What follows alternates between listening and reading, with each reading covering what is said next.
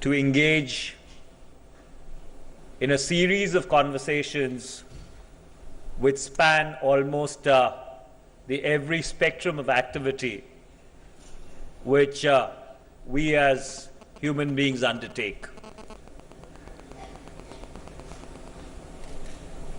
Almost a decade ago, if I remember correctly, a need was felt that it is imperative that the energies of the diaspora need to be leveraged and synergized into the process of national reconstruction in India. And this impetus did not really stem from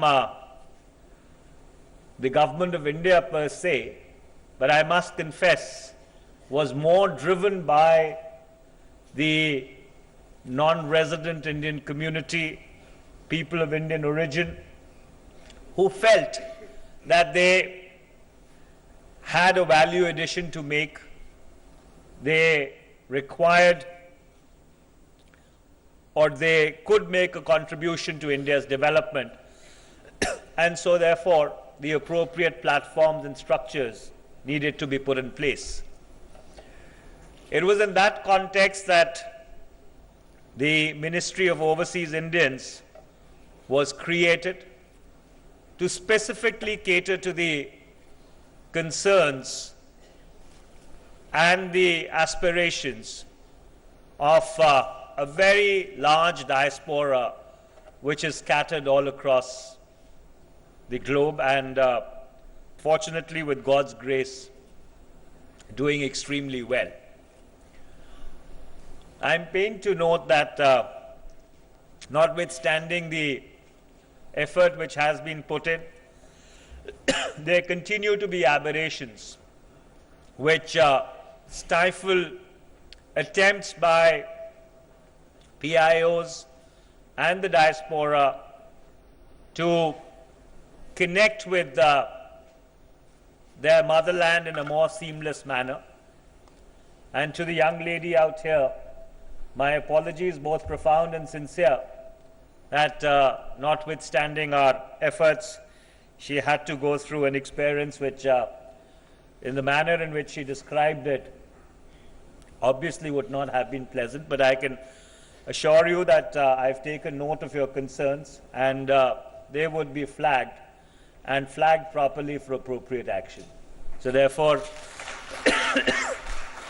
if there has been an indiscretion, please be rest assured that now that you've brought it to our attention, it's something which is not going to go uninquired into, or it would not go unactioned. With regard to the aspirations of the diaspora youth, I don't think in the time and age that we live in, it's possible to now make those segregations between resident youth and diaspora youth. And for the simple reason that over the last 2 decades, the world that we live in, especially from a connect paradigm, has completely transformed itself. While we continue to live in Westphalian entities or sovereign states, where border controls, visas, immigration paradigms still continue to be a reality, but then there is another concurrent reality which has made the world seamless, and that has been the march of technology, which now enables people to traverse and encompass whatever physical boundaries or whatever physical barriers may be there, in order to not only connect with each other, but become a part of a global conversation. One of the greatest innovations possibly in the history of humankind has been the internet. And I keep telling my friends that perhaps this was the largest experiment in anarchy, and it has succeeded. At no point in time in the history of humankind has so much power been there concurrently at the hands or in the hands and at the disposal of so many people around the world. The internet today represents the largest ungoverned space on planet Earth. Every 2 days, more data is created than possibly from the dawn of civilization till about 2003. And so therefore, the world that we live in is a world which is marked by the equilibrium of two civilizations. A physical civilization which has emerged over the millennia, and a virtual civilization which is evolving as we speak.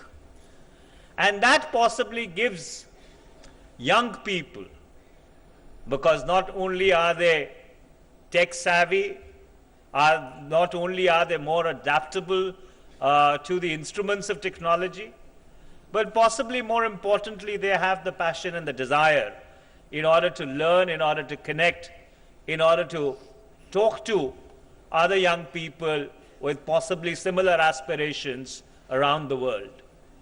And the one thing that I have possibly encountered in my travels over the last 2.5 decades or more, especially since I had the privilege way back in the 90s of heading the International Union of Students, which was possibly the only global body of student organizations in existence, is that young people the world over have one common aspiration. And that common aspiration is to make a life for themselves, and in that process, possibly make this world a better place. And therefore, there is a lot to learn from each other. There is a very fertile field for an interface of both ideas and experiences. And I think this platform which the Pravasi Bharatiya Divas provides should really broad base itself, should really expand, whereby in addition to the formal connect, the non-formal connect, the interface between young people who come here as delegates, from countries around the world, and our own young students in schools and colleges and universities should get to meet each other a little more frequently in a more unstructured manner, so that an unstilted and an animated conversation can flow. I can possibly go on and on this particular theme, but I guess it'll be far more important and far more productive if we can have an interactive session in the time that we have at our disposal. Once again, I would like to welcome all of you, and I do hope for our friends who've come from around the world, this would be a productive engagement, this would be a constructive engagement, this would be a meaningful dialogue, and both the Pravasi Bharatiya community and people who live here in India would be benefited by this exchange, which has now assumed a proper, structured, and an institutional paradigm. Thank you very much. Once again, I would like to thank the Ministry for Overseas Indians for hosting the Pravasi Bharatiya Divas, and to the officials of the Ministry for giving me an opportunity to come here and talk to all of you. Thank you very much.